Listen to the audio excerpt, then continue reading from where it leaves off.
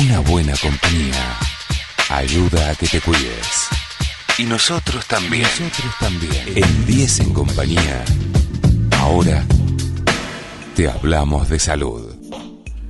Y sí, con un tema que realmente nos sacudió bastante, ¿no? Esta noticia de la muerte de Florencia Fabris, esta cantante de ópera que realmente muy joven ha sufrido un ACV y bueno, nosotros tenemos nuestro prestigiosísimo médico neurólogo en el programa, es Alejandro Anderson, director del INBA, Instituto de Neurología Buenos Aires, que nos va a hablar un poquito de este tema, de esta cuestión. ¿Cómo estás, Alejandro? Buen día. Hola, ¿qué tal? Buen día. ¿Cómo te va, Sara? ¿Cómo estás? Bien, muy bien, muchas gracias. Bueno, así despertamos hoy, ¿no? Con esta noticia, una de las tantas. Sí, siempre esto es un shock, ¿no? Cuando pasa en una persona joven, porque en realidad un ACV o, como le decimos ahora, un ataque cerebral, es cuando falla alguna de las arterias que nutre, que le lleva sangre con oxígeno y con alimento a nuestras neuronas.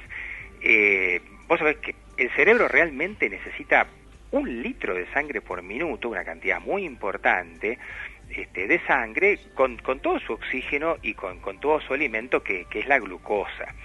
Y el sistema está como dispuesto de una manera muy interesante, porque son 4 arterias las que llevan esta cantidad al cerebro, y se van como ramificando como si fueran las ramas de un árbol, desde las más grandes a las más pequeñas.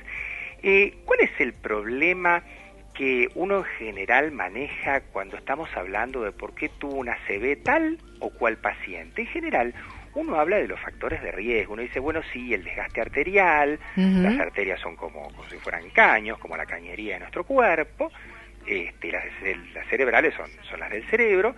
Esa cañería se gasta antes si uno es hipertenso, diabético, tiene el colesterol alto, etcétera, todos los factores de riesgo. Pero acá no, acá estamos hablando de una persona joven, 38 años, una mujer. Entonces uno dice, pero acá, ¿qué ocurrió? ¿Hubo algún desgaste? ¿Hubo algo que llevó a que el problema, digamos, ocurriera de esta manera? No. Acá estamos hablando de otra causa diferente. Estamos hablando, en realidad, de los aneurismas cerebrales. Las arterias cerebrales, estos vasos sanguíneos de los cuales estábamos charlando, son caños que tienen 3 capas, paredes de 3 capas. Y vos sabés que la capa media de las arterias es la que le da la resistencia al vaso sanguíneo. En la zona que las arterias se bifurcan o se ramifican, como contábamos recién, como la rama de un árbol, van yendo de las más grandes a las más chiquititas, a veces falta la capa media. Pero eso te falta de nacimiento, Sara. Entonces, de manera congénita, venís con un área, con una zona de debilidad. Y la pared del vaso sanguíneo, en ese puntito, empieza a protruir, se empieza a bombar, se forma un globito, que se llama aneurisma cerebral, y ese globito, la pared, digamos, aneurismática, llega a un punto que no resiste más el estiramiento, y estalla, como si fuera un globo.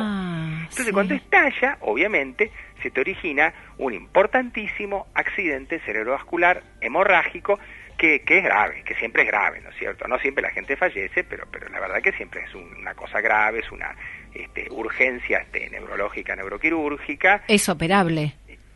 Sí, claro, pero lo que pasa es que vos pensás, ese aneurisma, lo que sangra, lo que sale afuera del vaso sanguíneo, va a un lugar donde no tendría por qué estar. Ya se perdió. Por tanto, empieza a desplazar el tejido cerebral sano y lo que forma es un hematoma, forma como un lago de sangre. Como un coágulo, una cosa así. Que después se coagula, claro, el coágulo. Sí. Y eso, al desplazar estructuras normales, las va dañando.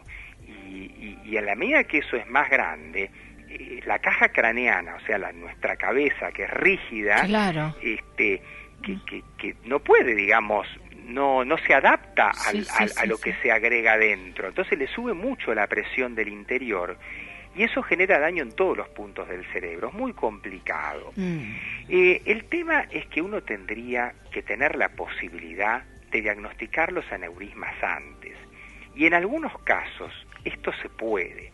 y cuando se puede, cambia pero por completo la expectativa del paciente. ¿Y con qué estudios, Alejandro? Mira, hace un par de semanas vino una chica al consultorio y me contó, bueno, mire doctor, resulta que mi papá, un tío y bueno, otro familiar que tenía más alejado, bueno, tuvieron aneurismas. Entonces yo quiero saber si lo tengo. Ella no tenía ningún síntoma, estaba perfecta, estaba bárbara. Entonces, ¿qué le pedí? Le pedimos un estudio que se llama Angiotac, angiotomografía. Esta Angiotac es por, ¿viste esos tomógrafos multislide que se llaman 64 canales, 128 canales? Bueno, los tomógrafos multislide son tomógrafos que en realidad te arman un dibujo muy exacto y muy preciso de las paredes arteriales.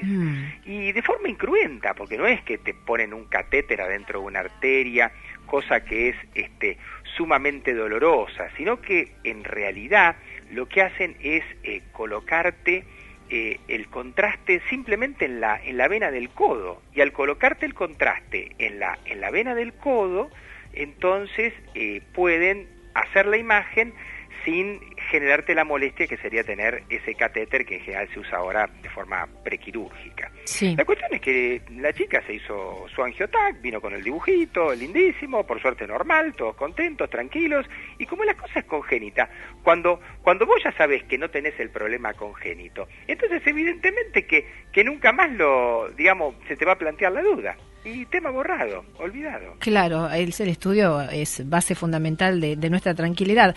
Ahora, ¿hay algún anticipo, algún síntoma que indica que pueda haber algo referido a esto? Mira, hay algunos casos en los cuales se puede llegar a anticipar la presencia de un aneurisma cerebral. El aneurisma cerebral se te puede anticipar en algunas circunstancias cuando el globito está ocupando el lugar que no tendría que ocupar. Es decir, imagínate que tenés el aneurisma atrás del ojo. Entonces el globito, sin romperse, el globito se estira, se agranda y aprieta, por ejemplo, el nervio óptico. Vas a tener un problema visual, que no te lo va a poder explicar el oftalmólogo. O el globito aprieta alguno de los nervios que vos usás para mover el globo ocular. Vas a tener visión doble, porque viste, el globo ocular ese no se va a mover como el otro.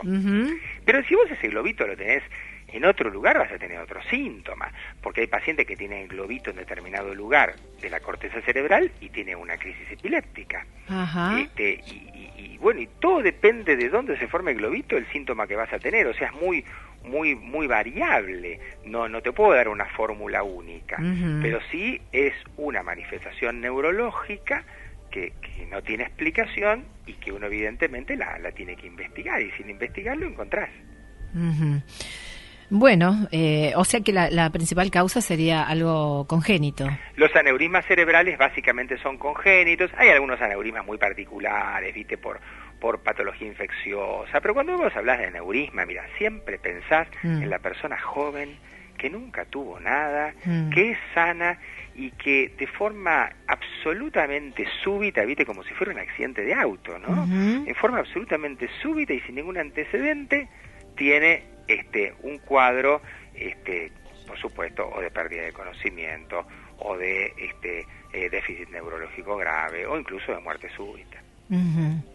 Buenísimo, Alejandro, muchísimas gracias por tu tiempo, favor, por la explicación. La verdad que esto presenta inquietudes y es el tema, uno de los temas en salud hoy que están circulando en todo el país, ¿no? Cuando uno tiene antecedentes claros de varios familiares con aneurismas, debería hacerse una imagen.